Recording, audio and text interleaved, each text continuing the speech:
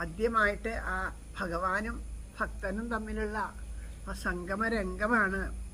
ശരിക്കും ആ ഒരു രംഗത്തിൽ തന്നെ ഭക്തൻ ഭഗവാനും തമ്മിലുള്ള സംഗമമാണ് ഇന്നത്തെ ഒരു ദിവസം.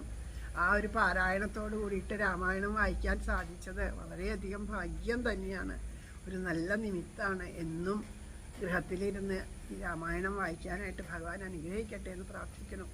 അപ്പോൾ ആ ഒരു ഭക്തൻ്റെയും ഇന്നും ലോകം മുഴുവനും വാഴ്ത്തിക്കൊണ്ടിരിക്കണ ആ ഹനുമൽ ഭക്തി, അങ്ങനെയുള്ള ആ ഭക്തനും ഭഗവാനും ആദ്യമായിട്ട് ഇവിടെ ഈ രംഗത്ത് വെച്ചിട്ടാണ് ഒരുമിച്ച് കാണണം.